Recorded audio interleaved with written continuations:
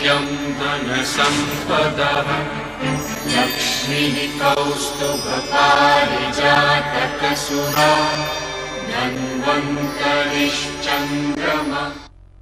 नमस्कार, आप देख रहे हैं हमारी खास पेशकश आयुष्मान भव। मैं हूं आपके साथ रेशु त्यागी। अपने इस खास कार्यक्रम के जरिए हम आयुर्वेद पद्धति और प्राकृतिक चिकित्सा के जरिए उपचार के तरीके आपको घर बैठे बताते हैं। आज हम आपको योग के जरिए निरोग रहने का तरीका बताएंगे। हम आपको बताएंगे कि योग के जरिए आप किस तरह से कोविड से लड़ाई लड़ सकते हैं और योग के जरिए अंदरूनी तौर पर किस तरह से मजबूत रह सकते हैं। दरअसल योग शरीर को पूरी तरह से स्वस्थ रखता है और रोग प्रतिरोधक क्षमता को बढ़ाता है। जब हमारे शरीर की प्रतिरोधक क्षमता बढ़ जाती है, कोई वायरस या कीटाणु हमें संक्रमित नहीं कर पाता। इस तरह हम पारंपरिक आयुर्वेदिक विज्ञान के जरिए हर रोग और हर संक्रमण की जंग लड़कर सफलतापूर्वक जीत सकते हैं। यहाँ तक कि हम कोरोना तक की लड़ाई खुद को मजबूत करके जीत सकते हैं। साथ में प्राणायाम से हम फेफड़े मजबूत रख सकते हैं और श्वास से जुड़ी बीमारियों को भी मात दे सकते हैं, क्योंकि कोविड के वायरस श्वास नलिकाओं और फेफड़ों में हमला करते हैं। इसलिए योग की प्राणायाम क्रिया कोविड से जंग लड़ने में मदद करती है। अगर योग और रोग प्रतिरोधक क्षमता से जुड़ा आपका भी कोई सवाल है तो आप हमारे साथ इस कार्यक्रम का हिस्सा बन सकते हैं। आज हमारे साथ इस कार्यक्रम में बेहद खास मेहमान हमारे साथ जुड़े हुए हैं। हमारे साथ आज के मेहमान हैं डॉक्टर चंद्रभान शर्मा जी, जो आप तमाम दर्शकों के सवालों का निदान करेंगे। सर, बहुत बहुत स्वागत है आपका हमारे खास कार्यक्रम में। नमस्ते जी, नमस्ते सर।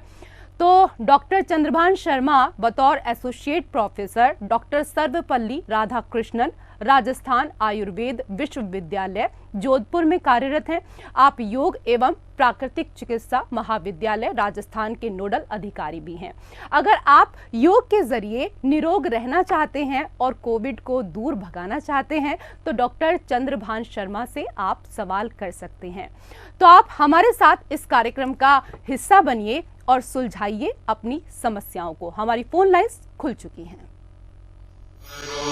कल्याणम् आरोग्यं धनसम्पदः लक्ष्मीः कौस्तुभपारिजातकसुधा धन्वन्तरिश्चन्द्रमा। डॉक्टर साहब, सबसे पहला मेरा सवाल आपसे यहाँ पर ये कि कोविड के पीछे की जो थ्योरी है उसको आज समझाइए कि वो क्या है और कैसे कोविड के वायरस काम करते हैं। देखिए, हम जो पिछले 2 साल से ज्यादा समय हो गया इस चीज को, हम जिस कोविड-19 संक्रमण से जूझ रहे हैं, पूरा देश का पूरा विश्व जूझ रहा है। तो ये एक्चुअली में कोविड-19 के कई वेरिएंट भी आए हैं इसमें, जैसे अल्फा भी आया, बीटा है, डेल्टा है, ओमिक्रॉन है, ये सारी। और जो इसकी जो शेप है ये क्राउन शेप का होता है। तो ये हम सब जानते हैं कि सर चीन से ये यहाँ पर पूरे विश्व में फैला है। तो ये जो वायरस है, ये वायरस हमारे नासिका के द्वारा यानी कि रेस्पिरेटरी सिस्टम के थ्रू हमारे शरीर पर अटैक करता है। तो इससे हमारे जैसे श्वास नली है, हमारा कंठ प्रदेश है, हमारे फेफड़े, ये इससे संक्रमित होते हैं। और इसको संक्रमित होने के बाद में जो लक्षण होते हैं, जैसे सांस में दिक्कत आना, सांस कष्ट से होता है हमारा, विशेष रूप से हमारे से फेफड़े प्रभावित होते हैं। तो उसके बाद में जो समस्याएं होती है, हमारे बॉडी में ऑक्सीजन की कमी होती है, क्योंकि जब सांस हम प्रॉपर नहीं ले पाएंगे तो हमारे बॉडी की जो सेल है, क्योंकि देखो सेल का बहुत बड़ा रोल होता है इसमें स्वस्थ रहने में। अगर हमारी बॉडी की कोशिका स्वस्थ है, सेल स्वस्थ है, तो हमारे सिस्टम सही काम करते हैं। तो जब हमारे फेफड़े काम नहीं करते हैं इस कोरोना संक्रमण से, जब हमारे फेफड़ों की क्षमता कम हो जाती है, फेफड़ों में एक छोटे छोटे सैक्स बने होते हैं जिनको हम एयर एल्वेलाई कहते हैं, वायुकोश उनको हम कह सकते हैं। तो उन वायुकोश की जो क्षमता है कम हो जाती है, वो इनएक्टिव हो जाते हैं।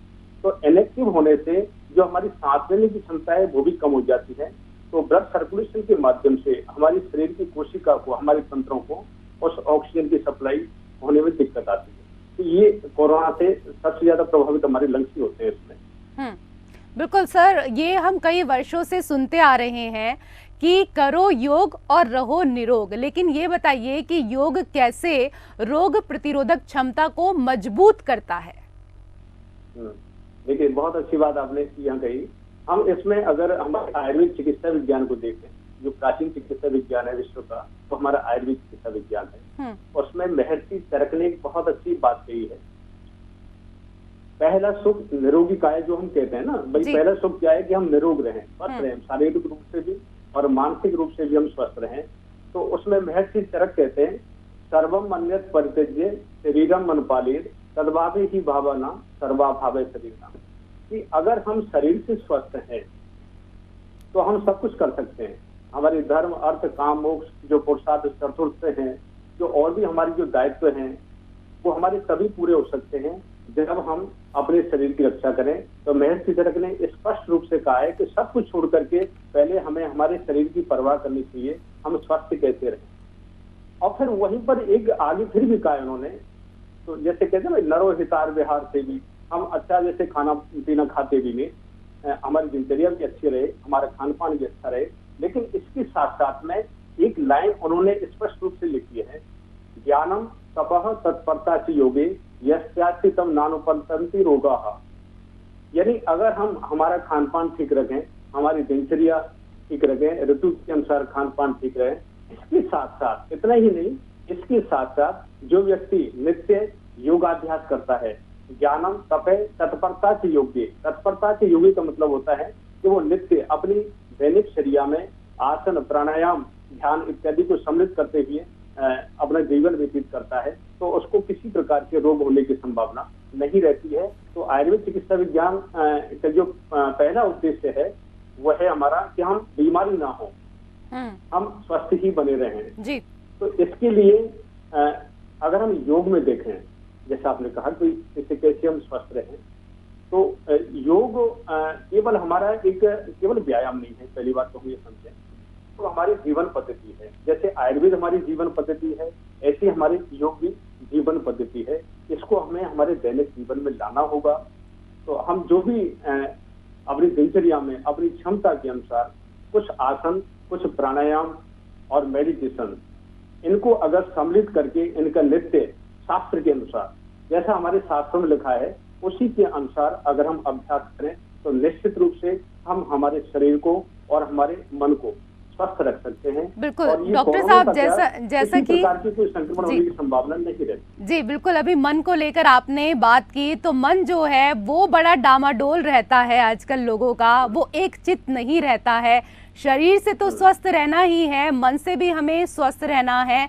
तो इसके लिए क्या कुछ कर सकते हैं? योग के किन आसनों को करके हम रोजमर्रा के जीवन में खुद को अंदरूनी रूप से मजबूत कर सकते हैं? जी देखो, वैसे तो क्या है, आसनों की कोई सीमा नहीं है, बहुत सारे आसन है, लेकिन हम किन आसनों को करें, अपनी दिनचर्या में किन किन आसनों को सम्मिलित करें जिनसे हम कोविड-19 संक्रमण से अपना बचाव कर सकते हैं, उसके बारे में मैं आपको बताना चाहूंगा। तो देखिए, कुछ आसन ऐसे होते हैं जो खड़े होकर के किए जाते हैं, तो आपको स्टेप बाय स्टेप बताता हूं मैं इसका। खड़े होकर के जो आसन है, और हम उन आसनों को चुने इसमें जिनसे कोरोना संक्रमण से हमारे जो शरीर के अंग हैं प्रभावित होते हैं, अगर उनको साथ में लेकर के हम आसनों का सिलेक्शन करें तो ज्यादा ठीक रहेगा। तो पहले हम एक चीज चर्चा ये कर लें कि भाई इससे कौन कौन से अंग हमारे प्रभावित होते हैं, फिर हम उसके बाद में आसन कौन कौन से कर सकते हैं इसके बारे में बताते हैं। तो देखिए, कोरोना संक्रमण से सबसे ज्यादा हमारा लंग्स प्रभावित होते हैं, जो हमारा श्वसन तंत्र है, जो हमारा रेस्पिरेटरी सिस्टम है, वो सबसे ज्यादा प्रभावित होता है। इसके बाद में जैसे हमारा नाड़ी तंत्र है, नर्वस सिस्टम है, हमारे लीवर है, हार्ट है, किडनी है, ब्रेन है, हमारे ये सब इससे प्रभावित होते हैं। तो इन सारी चीजों को लेकर के अगर हम आसनों का चुनाव करें और अपनी क्षमता के अनुसार उनका अभ्यास करें, तो निश्चित रूप से हम स्वस्थ रह सकते हैं। तो देखिए, खड़े होकर के जो आसन है उनमें भाई कोरोना के कारण मानसिक तनाव भी होता है, हमारा मानसिक जो संतुलन है वो भी इससे डगमगाता है, हम टेंशन में रहते हैं, तो उसको भी अगर हम देखें इसमें, तो एक वृक्षासन का अभ्यास, जो खड़े होकर के हम वृक्षासन का अभ्यास कर सकते हैं, क्योंकि उस आसन को करने से हमारा जो नर्वस सिस्टम है वो इससे स्ट्रॉन्ग होता है और बॉडी पर कमांड होता है, जो हमारे स्ट्रेस रहता है उससे भी हमें निजात मिलती है। तो खड़े होकर के हम ऊर्ध्व ताड़ासन कर सकते हैं, फिर एक ताड़ासन हम कर सकते हैं, जिनसे हमारी बॉडी में खिंचाव हो, एड़ियों से लेकर के और हाथों की उंगलियों तक जो हमारी बॉडी में खिंचाव होता है, उससे हमारे नाड़ी तंत्र हो, हमारा सर्कुलेटरी सिस्टम है या हमारा रेस्पिरेटरी सिस्टम है, ये सारे के सारे इससे प्रभावित होते हैं। तो हम ऊर्ध्व ताड़ासन भी कर सकते हैं, फिर एक ताड़ासन भी कर सकते हैं खड़े होकर के। और इसके बाद में कटी चक्रासन, कटी चक्रासन का अभ्यास, पादहस्तासन का अभ्यास, ये वो अभ्यास है खड़े होकर के किए जाने वाले, जो हमें कहीं ना कहीं कोरोना संक्रमण से बचाव में सहायता करते हैं। जो हमारे जो सिस्टम है, जो हमारे ऑर्गन है बॉडी के, उन सबको ये सुरक्षित भी रखते हैं और साथ में मजबूती भी प्रदान करते हैं। डॉक्टर साहब, प्राणायाम से कोविड के बचाव में किस तरीके का फायदा होता है? जी देखिए, प्राणायाम हमारे लिए बहुत जरूरी है। अगर हम कोविड-19 संक्रमण से बचना चाहते हैं तो इसमें प्राणायाम बहुत जरूरी होता है करना। होता क्या है, जो संक्रमण होता है तो उसमें श्वास कष्ट होता है, हमारे फेफड़े प्रभावित होते हैं। और प्राणायाम का मतलब होता है कि हम जैसे 3 तरह का प्राणायाम बताया है, पूरक प्राणायाम, कुंभक प्राणायाम, रेचक प्राणायाम। तो प्राणायाम के माध्यम से शरीर में ऑक्सीजन की पूर्ति की जाती है।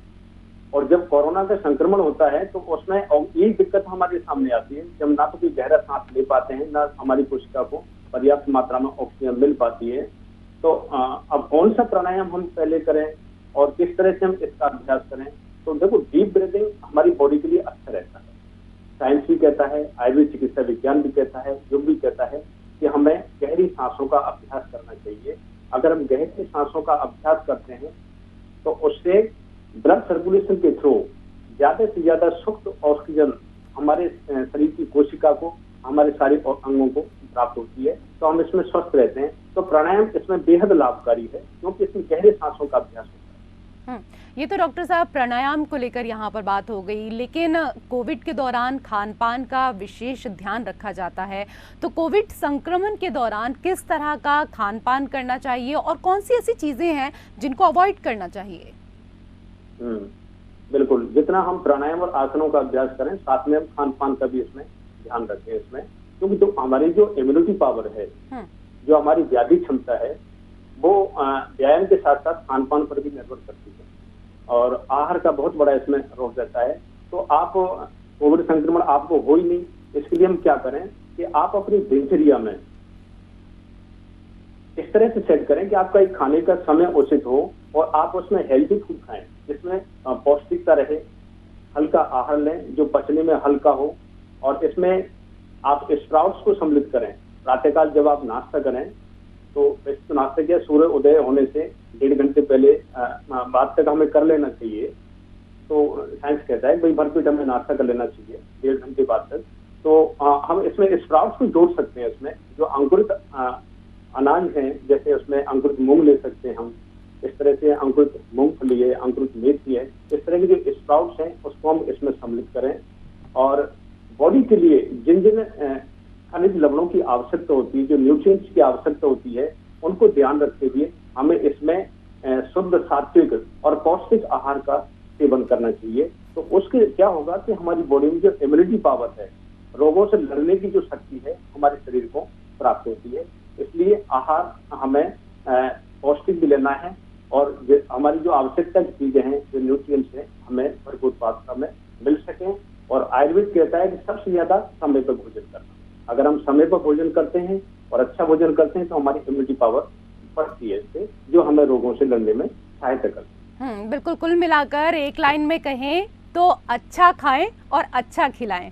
डॉक्टर साहब, ये तो यहाँ पर खाने को लेकर बात हो गई, कौन सी ऐसी चीज़ें हैं जो नहीं खानी है ये भी आपने यहाँ पर बताया, लेकिन कोविड से रिकवरी के दौरान किस तरह का योग करना चाहिए ये भी हमारे दर्शकों को बताएं। बहुत अच्छा। देखो, जैसे कोविड हो गया जिनको, और उसके बाद भी कहीं ना कहीं सिम्टम्स रहते हैं, थकान रहना, कहीं जैसे हमारी नर्वस सिस्टम संबंधी कोई समस्याएं इसमें होती है, तो उसको हमको ऊर्जान्वित रहने के लिए खान पान के साथ में अगर हम नित्य, जैसे हम सूर्य नमस्कार का अभ्यास कर लें, अगर हम केवल सूर्य नमस्कार का अभ्यास कर लें तो ये ऐसी डायनेमिक योग है सूर्य नमस्कार, जो हमारे शरीर को एनर्जाइज भी करता है और अगर कोरोना संक्रमण के बाद में किसी प्रकार के कोई लक्षण रहते हैं तो उनकी समन में भी ये हेल्प करता है। ये हमारे एंडोक्राइन सिस्टम को भी सुधारता है।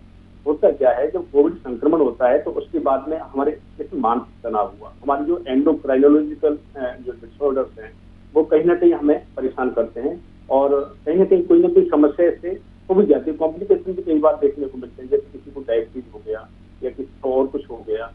तो अगर हम केवल सूर्य नमस्कार का अभ्यास करें और उसके बाद में प्राणायाम का अभ्यास करें, और प्राणायाम में विशेष रूप से भस्त्रिका प्राणायाम, तो भस्त्रिका प्राणायाम करने से हमारे फेफड़े मजबूत होते हैं, हमारा मनोबल इससे मजबूत होता है, शरीर में ऑक्सीजन का कंजप्शन इससे बढ़ता है और हमारे बॉडी से जो फॉरेन मैटर है, जो विजातीय तत्व है, शरीर से बाहर निकलता है और बॉडी हमारी डिटॉक्सिफाई होती है इससे। तो भस्त्रिका प्राणायाम इसके लिए हम कर सकते हैं, कपालभाति इसके लिए हम कर सकते हैं, अनुलोम विलोम का अभ्यास हम कर सकते हैं इसके लिए, भ्रामरी प्राणायाम का अभ्यास हम कर सकते हैं। देखिए भ्रामरी बहुत अच्छा है इसमें, क्योंकि एक मानसिक संतुलन रहना, एक अच्छा मनोबल रहना हमारे लिए बहुत जरूरी है। और कोविड में हमने देखा है चिंता रहती है, पता नहीं क्या होगा, कैसे होगा, एक बार कोरोना हो गया वापस कोरोना तो नहीं होगा, हमें किसी तरह की कोई समस्या तो नहीं होगी। तो इन सब से निजात पाने के लिए भ्रामरी प्राणायाम मनोबल भी प्रदान करता है, हमारी इम्यूनिटी पावर भी इससे हमारी बढ़ती है, आत्मबल हमारा इससे बढ़ता है। और जो एंडोक्राइनोलॉजिकल जो डिसऑर्डर्स हैं, जैसे कई बार बीपी हाई रहने लग जाता है, समय पे नींद नहीं आती है हमारी, इस तरह की किसी को जैसे डायबिटीज हो जाए, तो उसकी समन में भी ये भ्रामरी प्राणायाम हेल्प करता है। तो हम भस्त्रिका भी कर सकते हैं इसके लिए, हम कपालभाति भी कर सकते हैं इसके लिए, अनुलोम विलोम और भ्रामरी प्राणायाम का नित्य हम अभ्यास करें। अगर हम रोजाना 15 मिनट इनका अभ्यास कर लें तो निश्चित रूप से कोविड-19 के बाद में जो लक्षण रह जाते हैं वो उनका समन आवश्यक रूप से हो जाता है। जी डॉक्टर साहब, आपसे एक और महत्वपूर्ण जानकारी यहाँ पर लेना चाहेंगे। होम आइसोलेशन के दौरान योग के किन साधनों का अभ्यास करें? ये ध्यान देना जरूर है कि इस दौरान शरीर बेहद कमजोर रहता है, तो उस वक्त क्या कर सकते हैं? देखो, आइसोलेशन में जो पेशेंट रहता है उसकी कंडीशन देखते हैं, अगर वो सीवियरिटी तो नहीं है उसकी, तो उसके हिसाब से इसमें हमें क्या क्या हम कर सकते हैं। ज्यादा सीवियर अगर नहीं है पेशेंट, जैसे अपने किसी काम करता है सारा सब कुछ, तो उसको प्रातःकाल भी, सायकाल भी, दिन में भी कुछ जो सूक्ष्म व्यायाम है हमारे, जैसे कुछ हाथों के व्यायाम है, कुछ पैरों के व्यायाम है, कुछ कंधों के व्यायाम है, इस तरह के हम सूक्ष्म व्यायाम का उनको अभ्यास कराएं। और 3 तरह की जो आसन है, एक कोई आगे झुकने वाला आसन, जैसे हम पवन मुक्तासन का अभ्यास ही कर लें, एक पीछे झुकने वाला आसन जो हमारे चेस्ट का एक्सपेंशन करता हो, वक्ष प्रदेश से जो फैलाव करता हो, जैसे हम भुजंगासन है, ऊर्ध्वमुख श्वानासन है या हम धनुरासन है, तो उसकी क्षमता के अनुसार इनको हम श्रेष्ठ कर सकते हैं। और एक कोई ना कोई ट्विस्टिंग का आसन, जैसे हम वक्रासन का अभ्यास करते हैं, तो इसके इन 3 तरह के आसनों के साथ साथ में अगर उसको हम स्लो भस्त्रिका, बहुत धीरे करना है भस्त्रिका को, स्लो भस्त्रिका करें और उसके बाद में अनुलोम विलोम प्राणायाम का भी कम से कम 10 तक से अभ्यास उसका हम शुरू करें और कम से कम 5 से 10 राउंड उसको भ्रामरी प्राणायाम के कराएं और कुछ मिनट के लिए आराम से ध्यान की स्थिति में हम बैठें। तो जो होम आइसोलेशन में पेशेंट है उसका मनोबल भी बढ़ता है, मानसिक तनाव भी उसका कम होता है और उसकी जो इम्यूनिटी पावर है वो भी बढ़ती है और जो लक्षण उपस्थित होते हैं उनका शमन करने में भी हेल्प है। जी, कोविड के दौरान योग कितना लाभकारी, ये बताने के लिए बहुत बहुत शुक्रिया डॉक्टर चंद्रभान शर्मा जी आपका। और इसी के साथ हमारे खास कार्यक्रम आयुष्मान भव में फिलहाल इतना ही। नमस्कार। कल्याणम् आरोग्यं धनसम्पदः लक्ष्मीः कौस्तुभपारिजातकसुरा धन्वन्तरिश्चन्द्रमा।